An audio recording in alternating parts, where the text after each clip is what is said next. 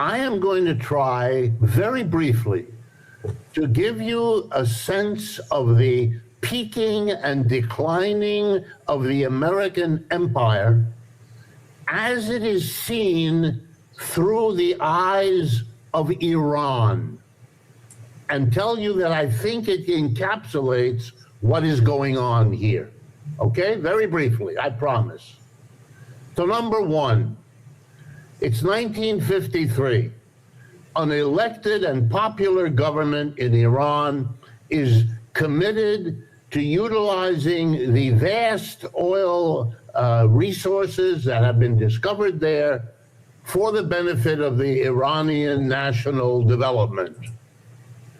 Their government is overthrown by the CIA and MI6 in England and other local supporters that they have lined up. They overthrow this government, and the United States' dominance is so complete that they literally pick an obscure Shah family, Pahlavi, and install in Iran a dictatorship that runs from 1953 to the end of the 1970s. An entire generation of Iranian history that is subordinated to the interests of international oil, controlled and shaped by the United States government on behalf and in coordination with the oil companies. I want to stress, although I don't have the numbers in front of me, that the 25 years, 53 to 78, let's say, just for lack of anything else, that's a generation. That's the generation I was going to school in the United States, in American universities, where I suddenly discovered Iranian students and Iranian teachers. Why?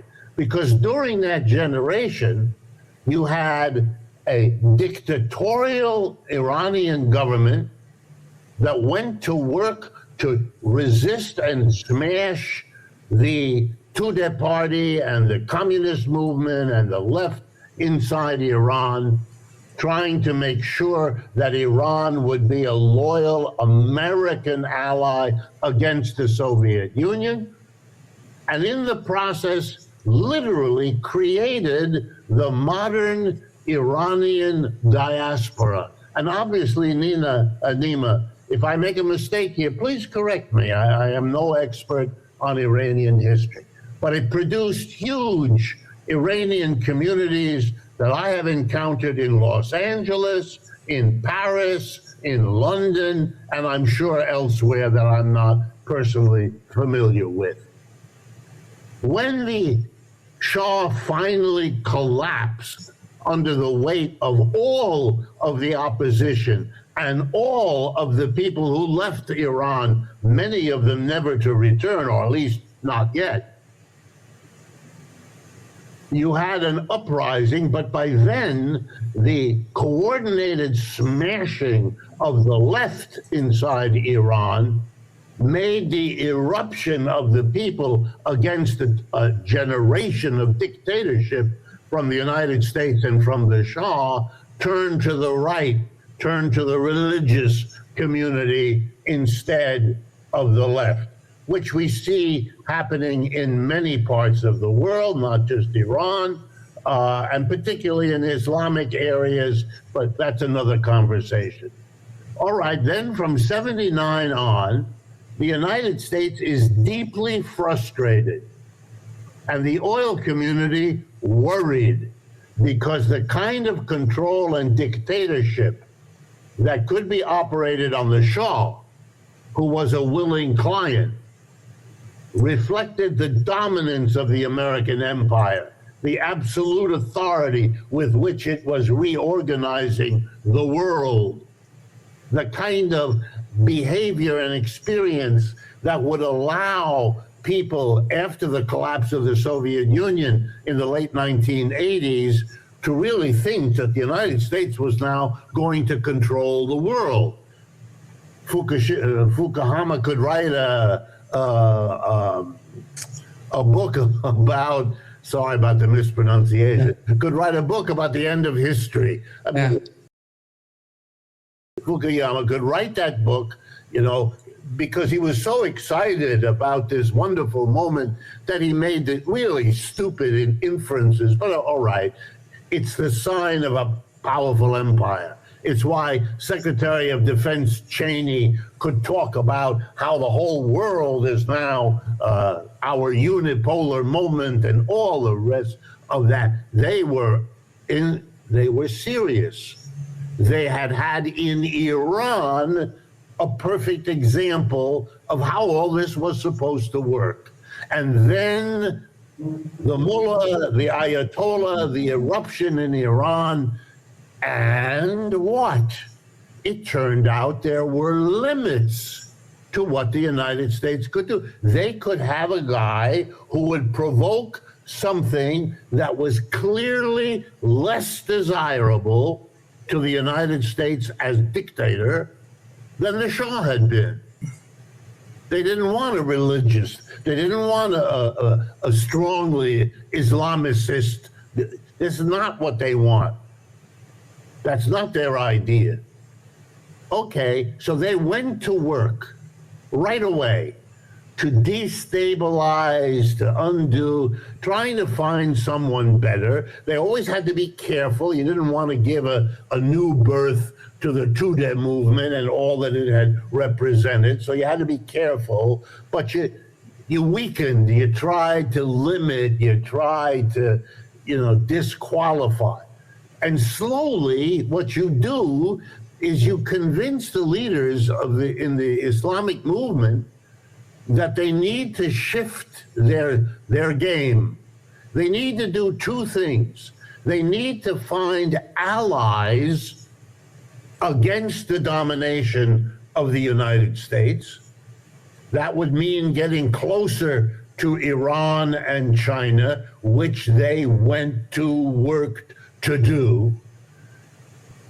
And it would mean, in the end, that they would have to come up with some way of undercutting the military superiority of the United States, because they knew in the last analysis from 1953 onward that violent military repression.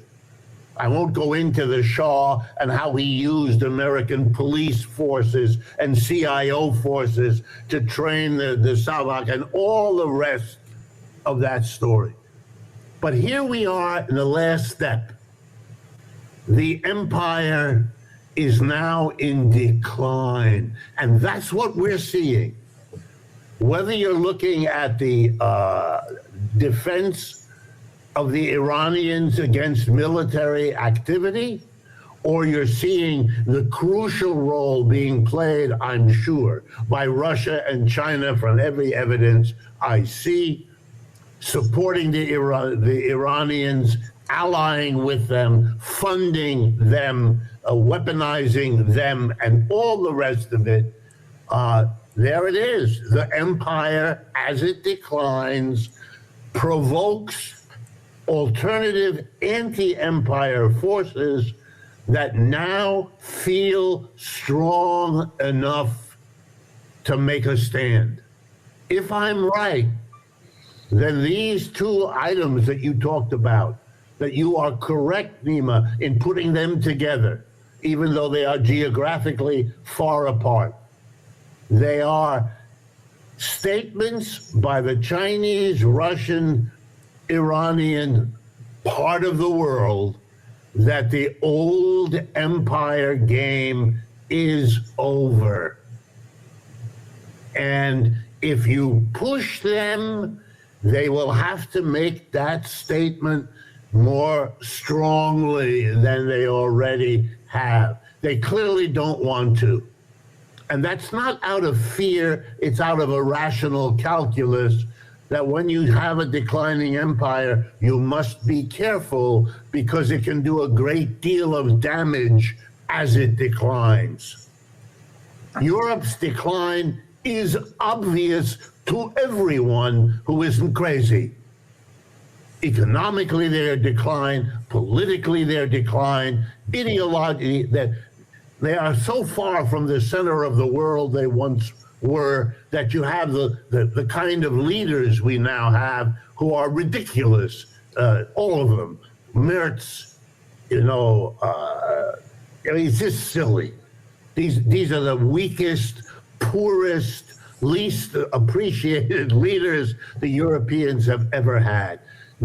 And their military is a joke because they have been protected for 50 years by the Americans. So they have no military, and they're going to challenge Russia.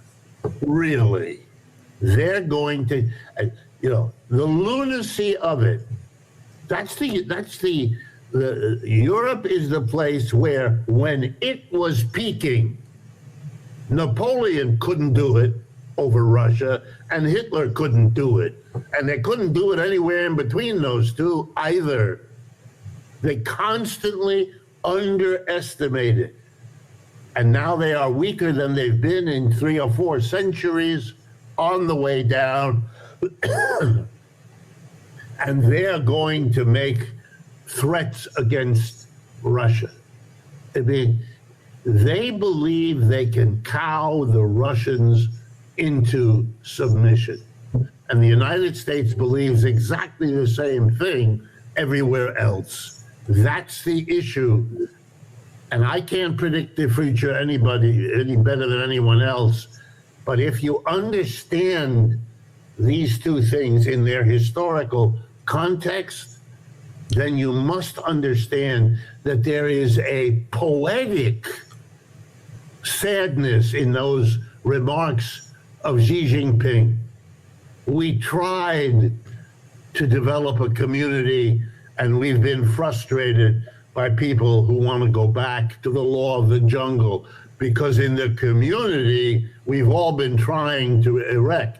The community that started with the League of Nations after World War I, and the attempt to develop a community that continued with the United Nations after World War II. Well, now is the time to do it.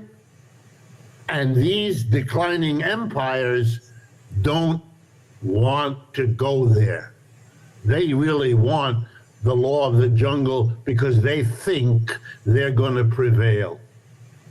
And if we don't, I've been talking wrongly in my own judgment about how, time is on their side and that the Americans are in danger of doing something. I now think time is actually more ambiguous. For the United States, the time is the empire's declining, with each passing time. We're getting weaker, which is true. But the irony is, for Russia and China, it's also that time is against them, because time is bringing the West to a series of decisions that are catastrophically counterproductive, which the attack on Iran has been the key moment to establish. How much of the current escalation is driven by actual security concerns versus internal narratives shaping policy decisions? Let us put in Israel and where it fits into all of this, and the European governments, because in each case, the United States is, in a way, stuck with an historic deal it made that it doesn't want to honor anymore. The United States, people have to remember, is not threatened by Iran in any ongoing realistic way. Israel is. And Israel is because its whole paranoia, the paranoia that lies behind the genocide it commits. Genocides are often mobilized paranoias in a society. And you can ask, and you should, where does the paranoia come from? Why does it arise in a society? But if you do that, you will go most of the distance to explain the horror of the genocide, which is the other side of the paranoia that has arisen. Israel is paranoid. Can it control the vastly larger Islamic environment into which it was inserted? You tried to set up a non-Islamic settler colonialism in the middle of an Islamic ocean. And of course, especially given the mentality of those who came to Israel, this has been a conflict from the beginning. You know, a land without people is the mentality of a people without land. There are the roots of your paranoia. It's like the peculiar militarism of the American people. Well, it's a kind of paranoia. The Americans, and I'm one, constantly worried that they're surrounded by savages who hate them.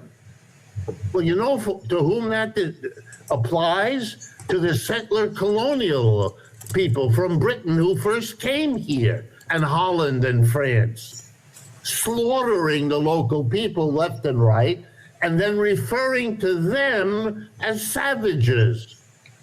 No, they weren't the savages, you were. And you're paranoid because you know it. And you know that they want to do to you, or you project what you've been doing to them. For 2 centuries, the United States was a savage, paranoid destroyer of another people. From the Pacific to the Atlantic, from Mexico to Canada. And so there's an affinity here. Iran is something Israel has to conquer, but it's not a little Gulf state. It's a 1,000-year-old tradition of the Persian everything, culture, religion. So it's a much bigger, more dangerous enemy. And there is no way the 8 million people, if the numbers are right, of Israel can in the end defeat the 92 million people of Iran. It's not going to happen. Unless they can enlist the United States and join the 2 paranoias together so that together they can do in Iran what Israel did alone in Gaza. Meanwhile, the Europeans are completely flummoxed.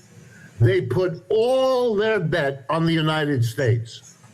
They came out of World War II and they needed to turn to the United States for the money to rebuild, for the equipment to rebuild. They took the loans of the Marshall Plan to buy from the United States the equipment.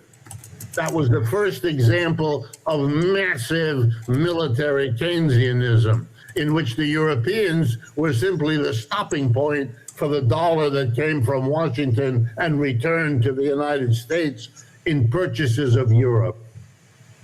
And so it also relied on the United States, and this is less well known, although it should be, not just to rebuild the physical realities, but to rebuild the financial infrastructure of all of Europe, and most important, to rebuild their political culture.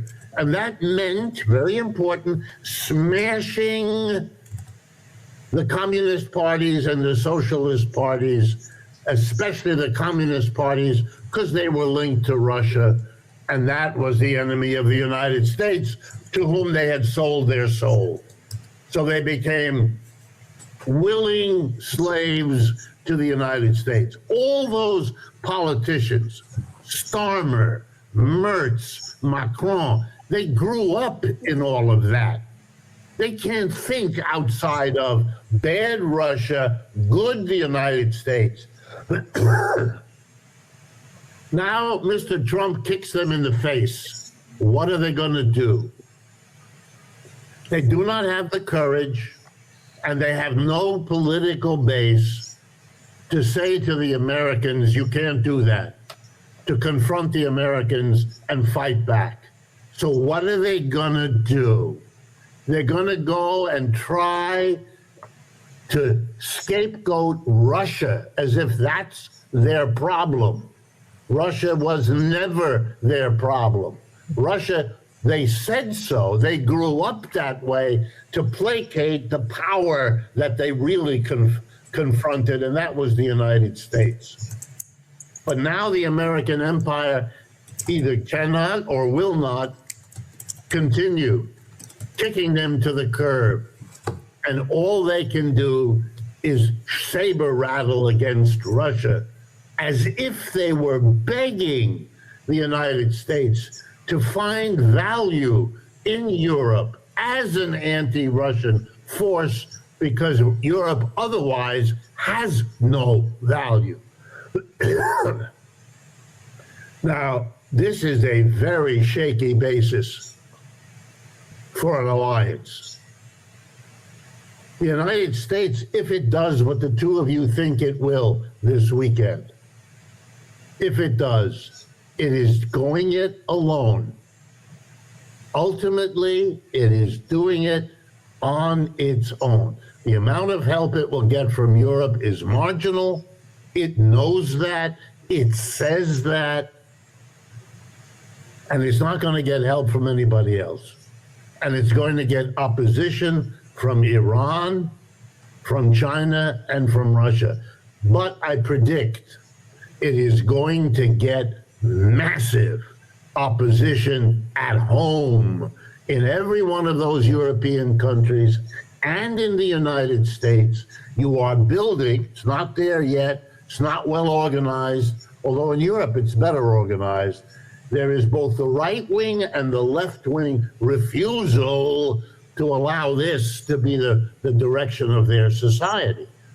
And those people are going to be put into a much higher degree of activity if a war begins that has these dimensions.